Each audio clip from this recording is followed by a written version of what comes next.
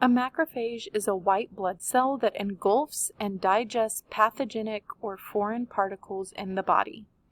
An example of this type of cell is shown below. This type of bulk transport that requires ATP is called what? Okay, so there's a couple of words that I want to make sure that we understand. The first one is right here, the word engulfs. Engulfs means you take something in. Engulf, enter. So it's entering into the cell. And when we look right here, this is our white blood cell. And it's kind of like wrapping, like almost like giving this pathogen right here like a hug, and it's bringing it inside. So that's what engulf means.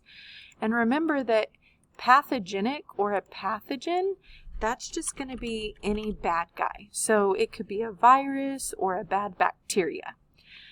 Okay, and so when we look at the question itself, it says this type of bulk transport that requires ATP is called what? Okay, so I posted this other picture over here for us over on the side.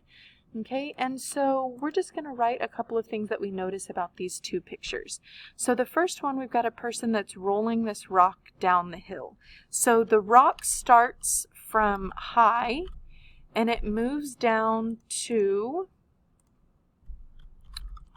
high to low. So the high part of the hill down to the low part.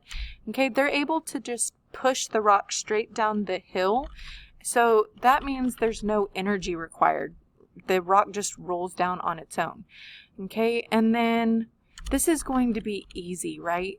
We just push the rock, get it started, and then everything happens on its own.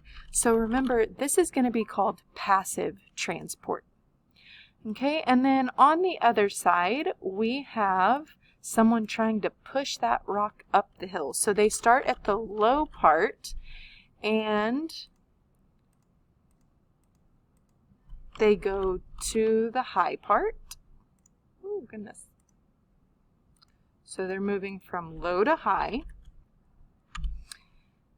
And then this is going to require energy. It's going to require ATP. Okay, and then we're also going to see that this is harder to do. Okay, you're having to put forth that energy to push that rock all the way up the hill. So this is called active transport. Okay, you're having to be physically active. You're having to move to force that rock all the way up the hill.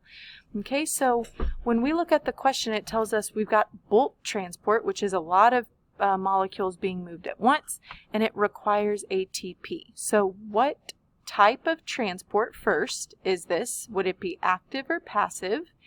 And then if we're engulfing this pathogen, would that be endocytosis, exocytosis, or osmosis? Okay, so look at what we've brainstormed to choose your correct answer.